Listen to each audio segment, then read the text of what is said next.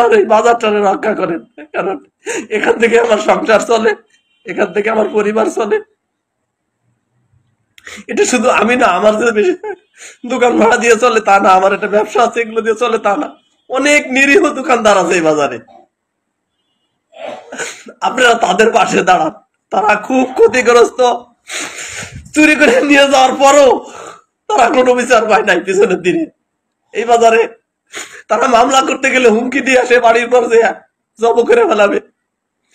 গতকালকেও আমার দোকানের সামনে এসে অকথ্য ভাষায় গালাগালি করছে। প্রশাসন আমার পাশে দাঁড়াইতেছে না, এই সরকারের প্রশাসন কেন এটা আমি জানি না, যে আমার পাশে থেকে আমাকে সাহায্য করেন। এভাবেই ফেসবুক লাইভে এসে নিজের জীবন এবং বাজারের ব্যবসায়ীদের বাঁচাতে আকুতি জানাচ্ছেন মশিউর রহমান। মাদক ছিনতাইয়ের প্রতিবাদ করায় তার ও তার পরিবারের উপর হামলা সহ নানা খড়গ নেমে এসেছে। ঘটনাটি ঘটেছে ফরিদপুরের নগরকান্দা উপজেলার বিনগদিয়া বাজারে। বিনগদিয়া বাজারে বেশ সুনামের সাথে ব্যবসা করে আসছিলেন মশিউর। সাম্প্রতিক সময়ে বাজারে মাদক বিক্রি এবং ছিনতাইয়ের ঘটনায় বেড়ে যাওয়ায় প্রতিবাদ করেন তিনি। তার নেতৃত্বে বাজারে মাদক নির্মূলের দাবিতে হয় মানববন্ধন, আর তাতেই মাদক বিক্রেতারা ক্ষুব্ধ হন। 10ই আগস্টের দিনের আলোতেই তার বসতভিটা দোকানে হামলা চালানো হয়। এখনও দুর্বৃত্তরা দেশীয় অস্ত্র নিয়ে বাজারে মহড়া দিচ্ছে। যে কোনো সময় ব্যবসায়ী মশিউর হতে পারেন তাদের হামলার টার্গেট, এ আশঙ্কা বাজারের ব্যবসায়ীদের। এমন ঘটনায় বাজারের ব্যবসায়ীদের মধ্যে আতঙ্ক ও ভীতিকর অবস্থা বিরাজ করছে। ভয়ে বাজারের অনেক ব্যবসায়ী মুখ খুলতে সাহস পাচ্ছেন না। তারা প্রশাসনের নীরবতাকে মাদক ব্যবসায়ীদের উৎসাহ যোগাচ্ছে বলে মনে করছেন।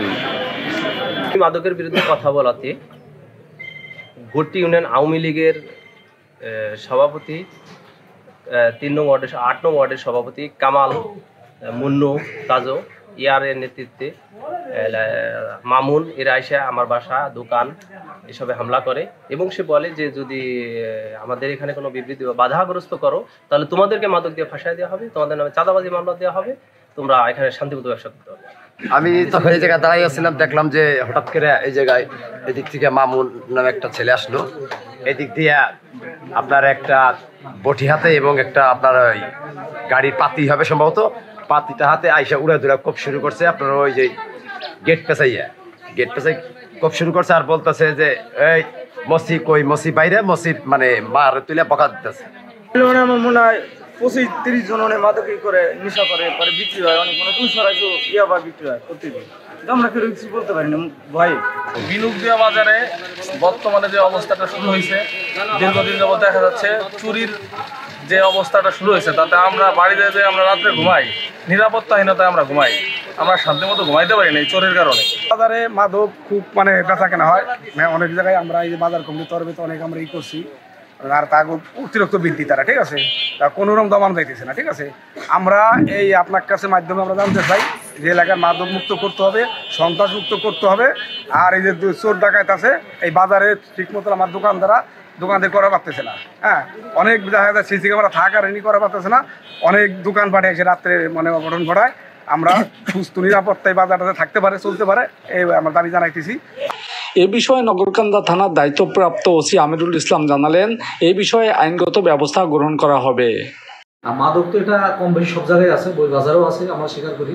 এবং আমাদের পুলিশের নজরদারি বলেন বা যেটা বলেন, তাদের যা অভিযোগ দিচ্ছে তদন্ত করে যার বিরুদ্ধে আমরা পাবো তাদের বিরুদ্ধে আইনি ব্যবস্থা নেব।